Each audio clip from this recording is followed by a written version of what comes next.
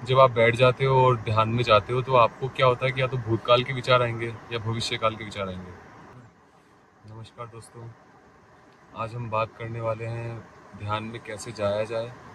मेरे कुछ दोस्तों ने पूछा था तो अभी मैं एक वीडियो बना रहा हूँ उस पर कि ध्यान में कैसे जाया जाए। तो ध्यान में जाते तो मोस्टली ये ना, या तो शरीर का प्रॉब्लम आती है जब शरीर अच्छे से बैठ नहीं पाता बैलेंस में, या फिर मेनली विचारों की प्रॉब्लम आती है।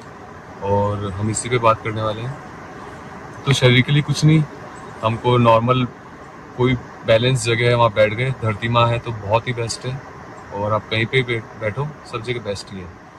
दूसरा, जब आप बैठ जाते हो और ध्यान में जाते हो तो आपको क्या होता है कि या तो भूतकाल के विचार आएंगे या भविष्य काल के विचार आएंगे।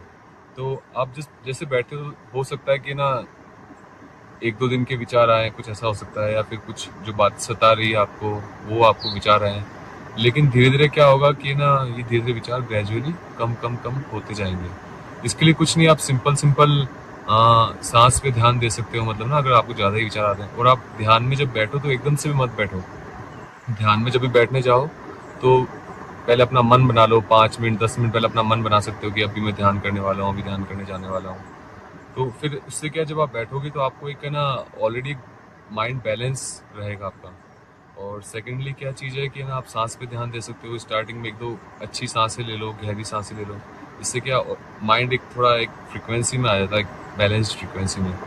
फिर उसके बाद में क्या है कि आप बैठे हो तो ना, हमारा क्या होता है कि ना अटेंशन कहीं ना कहीं जाएगा ही जाएगा। मतलब उसको आप रोक नहीं सकते।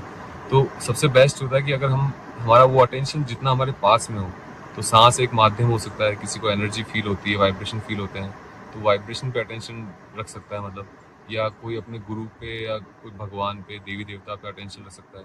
मतलब एक चीज़ आप पकड़ लो, छोटी छोटी ना, एक चीज़ कोई भी पकड़ लो, बस आप उस पर चित रखो। मतलब जैसे हमको किसी से प्यार होता है, दुश्मनी होती है, तो कैसे हम उस पर एकदम फोकस्ड हो जाते हैं। मतलब तो ऐसे जिस जिस गुरु से, जिस देवी देवता से, जो जिससे आपको प्रेम है, प्यार है, आप उसको आप अपने हृदय में रख सकते हो। तो उस पर अटेंशन आप रख सकते हो।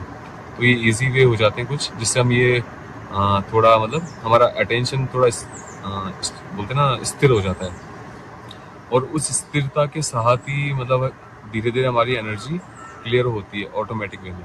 और सबसे मेन है कि आप अपने आप को एक सोल, एक आत्मा, या फिर क्या बोलते हैं कॉन्शियसनेस, एक चेतना, मतलब आप इस बॉडी के अंदर कोई है, मतलब उस है पना से ना, उस क्या बोलते हैं ना, उस होनापन से, मतलब आप उस होनेपन के साथ बैठो, बस सिर्फ बैठो।